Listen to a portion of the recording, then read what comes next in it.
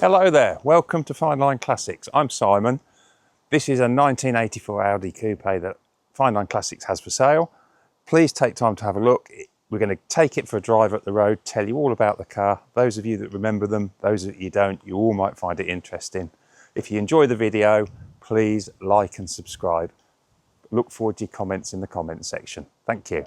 Well, we're sitting in our 1984 Audi GT5S Coupe.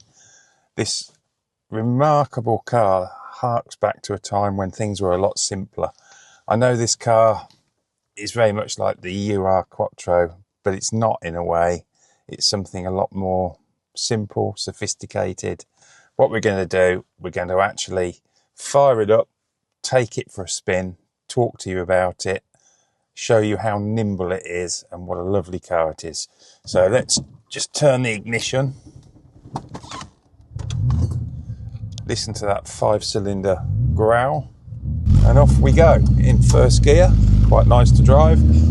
First thing you notice is how big the steering wheel is compared with a modern car.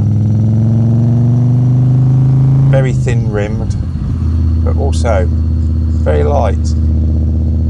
The whole car only weighs 1,200 kilos, which makes for quite a nimble, lightweight machine. We'll drop it down a gear and just apply a little bit of throttle, and hopefully you can hear that 5-cylinder engine. As you get used to the car, it kind of gels with you, and that's the beauty of something which is not 50 or 60 years old. It's still very, very usable. This was the car that Audi built that led to the WR Quattro. It drives absolutely lovely. That 5-cylinder engine just purring in the background, and yes, it's great fun to drive. What more could you want, really? Driving along on a nice sunny day in an Audi 5-cylinder coupe from 1984. This is like going back in time for me, and probably many of you too. Just an intoxicating noise of that 5-cylinder engine. It's absolutely marvellous. Sun shining. Possibly if you've got your 1980s music to put in the cassette player, you'd be even more at home. What a wonderful, wonderful drive. It just mumbles along in 5th gear. No real effort on behalf of the car. Keeps up with modern traffic.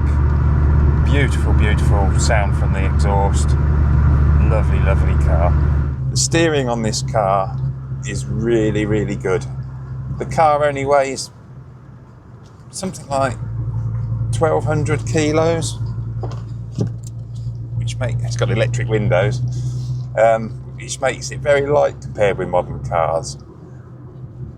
You drop it down a gear and you've got that lovely 5-cylinder rumble. And as I change gear, you wouldn't believe it for a 1984 car, it's got an economy light that flashes and tells you when to change gear. And there's a gauge, I think it must be vacuum operated, that goes up and down, that gives you an economy rating. So even back then, people were thinking about how to make cars more economical. The Audi at the time wasn't the brand it is today. It was very much a niche market car until the UR Quattro arrived, which shone the spotlight on the brand. And this car was developed at the same time as the UR Quattro. In fact, it came out first. It was the first car that Audi produced that went on to become famous. Driving along, this car does create a bit of a tension. It's surprising. People look at it and anybody in an older car tends to wave at you. These are getting old and very, very rare now. The brakes work very, very well. I think that front disc brakes pulls up very, very well indeed. It's a very, very usable, drivable car. It's the sort of thing that you can take out on a Sunday afternoon, put it back in the garage, not use it for a while. It's a treat. It's not an everyday car. It's too precious for that. But look at the way it goes around the corner. It actually has, it's got power steering. It's very well balanced. You take it through the corners, it actually feels nice. And the seats have got bolsters. I mean, it's not a Porsche GT3, but you've got to remember this came from 1980 when we still had Cortinas on the road and other such vehicles, and that was the mainstay of Britain's car population.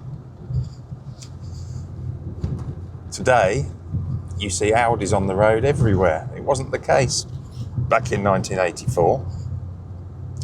This was very, very exclusive. I don't know what profile you would have fitted to actually own the car. You might have been an accountant maybe, I'm guessing, or a professional person. And to have this parked on your drive, yeah, you were making a statement back then. So where did we get to? Yeah, back in 1984, this was quite an exclusive car. I actually worked at a VW Audi garage. I was only 17, 16 maybe. And one of these, well, it wasn't one of these, it was a Quattro, a full-blown Quattro pulled into the workshop, driven by the sales manager. And everybody sort of stopped what they were doing, walking around the car. What's this? What does that do? Wow, look at that. It's four-wheel drive, unheard of, a four-wheel drive sports coupe, turbocharged. This was the car that Audi were introducing to rallying, and it was dominating world rallying at one point. It was revolutionary. So this was the first car that had been imported into the UK, I believe, at the time. And we're all looking around it. The sales manager decides to go up the road in it. So he takes it up the road, goes for a period of time. Time ticks by, doesn't come back. Somebody goes to look for him. Anyway, transpires, it crashed it. The thing had come off the road. The early Quattros had a diff lock between the seats. It was a mechanical one, a lever, and I believe it was only the very early cars that had these. And somehow it locked all the drivetrain up, so if you applied the ABS brakes, all the wheels locked and it threw you off the road. So this car had gone off the road. We dragged it back to the workshop and we had to push it and hide it in a lockup before the press or anybody could hear about it. Can you imagine what the newspapers would have said, or how it would have been thought of? The first one in the country, which is this supposed rally car that goes around corners like nothing else before. The first one, it ends up in the ditch. And I've never heard that story retold, but it was certainly true. I witnessed it with my own eyes. Whatever happened to the car, I'm not sure.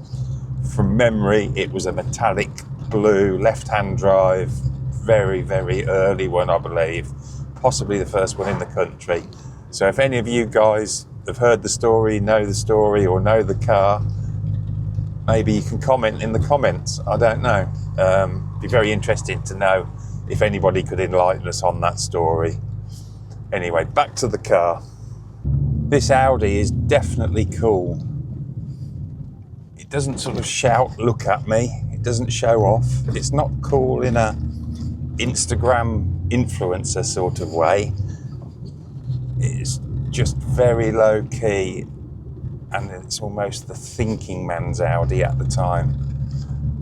And it's beautiful the way it just, even today, 40 odd years later, it just glides along, that 5-cylinder engine.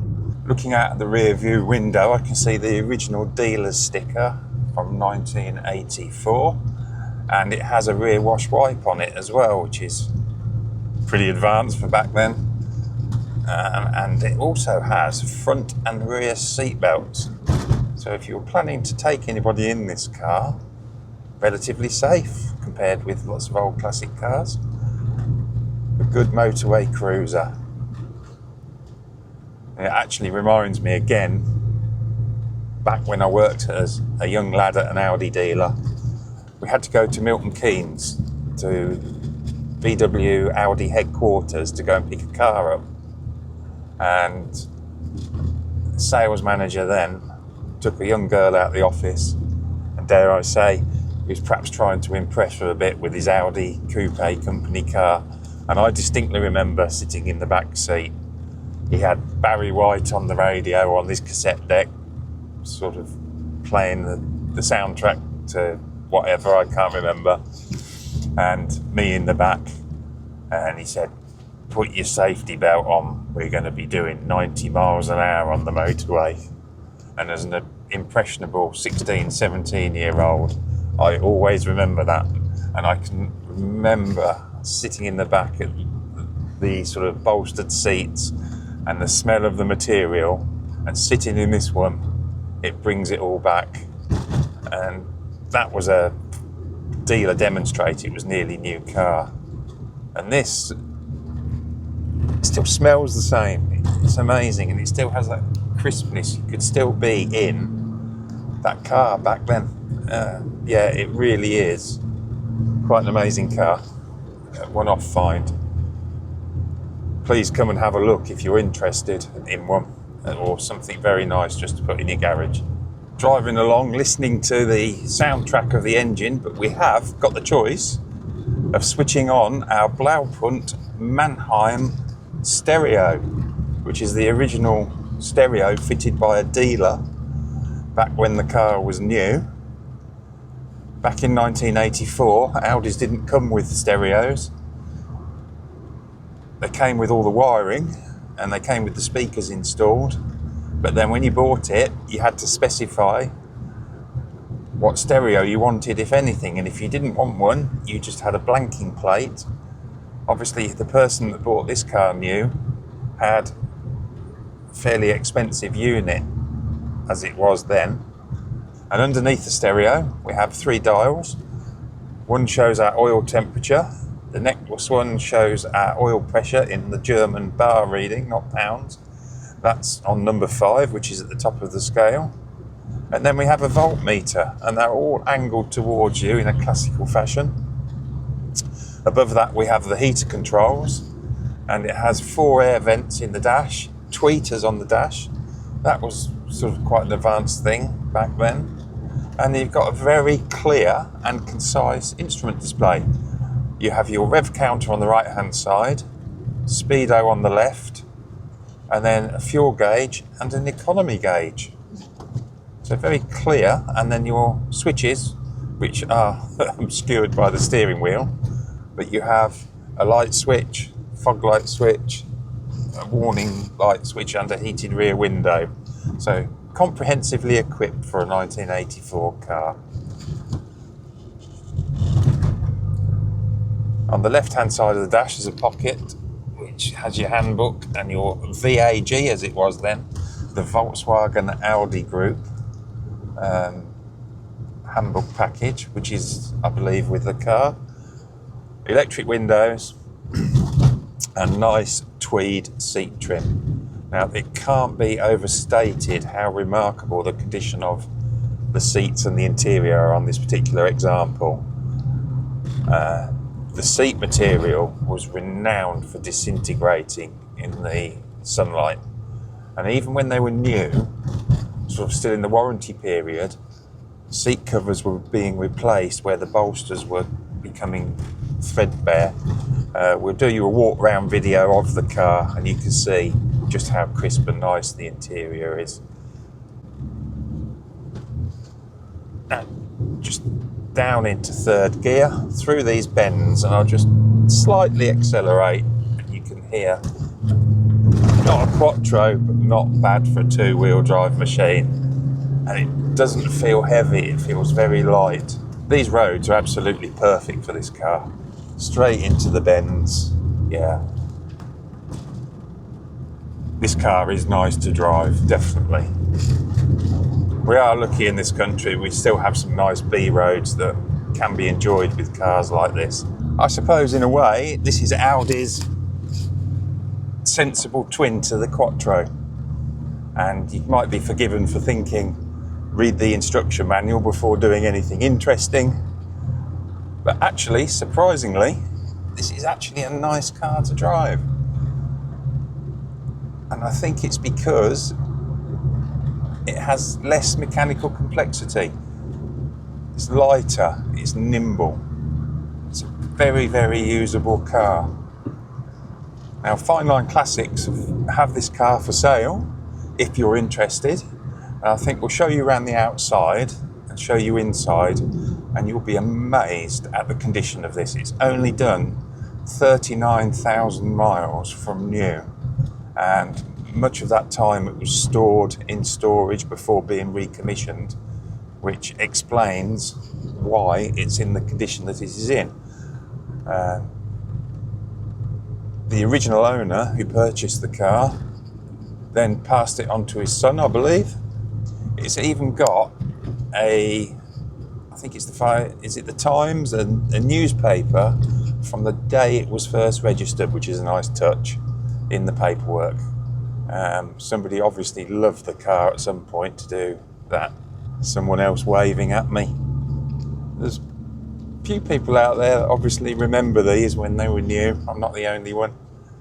For you younger generation, have a look on Google, have a look and see what you think. It's just nice pottering around these villages in the back lanes. But equally, you could drive this car on the motorway and it would keep up motorway speeds quite happily. And it's nice just to have a interesting car, shall we say, that is drivable. Yep, this car is fun to drive, slicing through the gearbox. Reminds me of the Mark I Golf GTIs. I suppose it's the same sort of era. It's like a bigger version, really. Open the taps. Yeah, certainly much more fun than a lot of the modern machinery. Reasonably comfortable for someone. Myself, I'm over 6 foot tall. I sit in it. Yeah, not bad at all. Back in 1980 on a world rally in my head. One of the interesting things about the Audi Quattro was Michel Mouton actually won in an Audi UR Quattro. Was it San Marino, I believe? And I think it's the only female World Rally Championship driver to do so. And that was with the Audi Rally team. Quite amazing feat. There's lots of other little gems, I'm sure, if you were to search back in history. Good cars. Very enjoyable. We've done well over 100 miles in this Audi Coupe. And I must say, the more I drive it, the more I warm to it. And it's just a very pleasant experience. And to get one that's in this kind of condition, to say it's rare, it must probably be unique.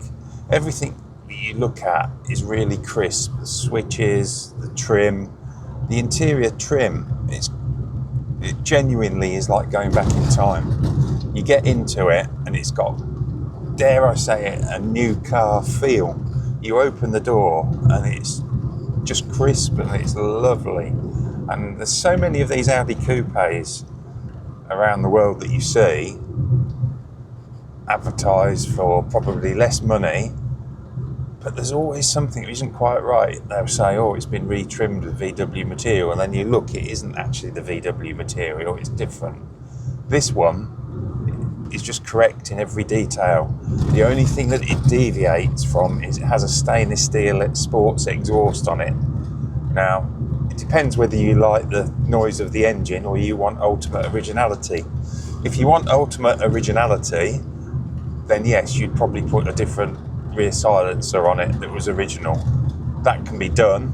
It's not that expensive. It's just personal preference, really. But if you look at every other detail on the car, the wheels, the interior, under the bonnet, everything is just lovely. And anybody who sees the car just comments, it draws people to it, the condition. You could park it amongst other top-notch cars and this holds its own. It is just an outstanding example of an Audi GT5S coupe, and there aren't many of them left.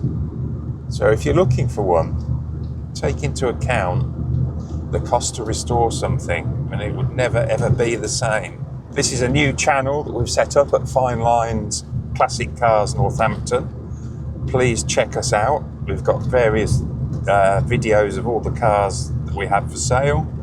Please subscribe and like. We are planning on expanding the channel in the future.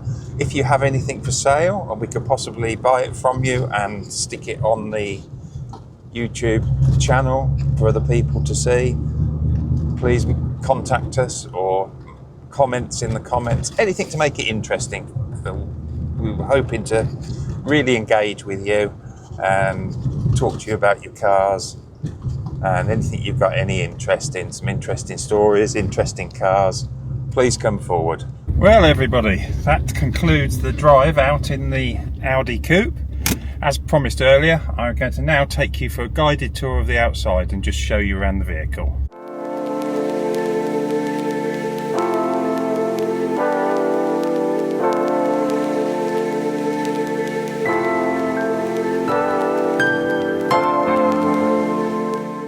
I actually worked at an Audi main dealer in the 80s when I was a young lad, and we were replacing seat covers because the bolsters were fraying when they were 12 months old.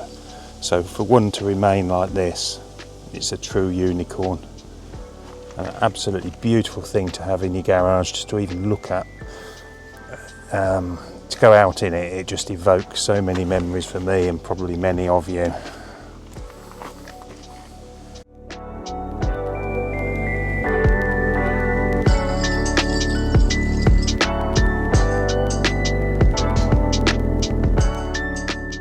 Well everybody, thank you very much for looking at our video. I hope you enjoyed every moment of it, and I hope you enjoyed looking at this Audi. Don't forget to like and subscribe and enable us to do more of this sort of thing. And also, if you've got any further interest, please look on Fine Line Classics Northampton on their website, where there's plenty more pictures and information on this car we showed you today, and others also that you might find of interest that we may feature on the channel in the future. Thanks once again. Thank you.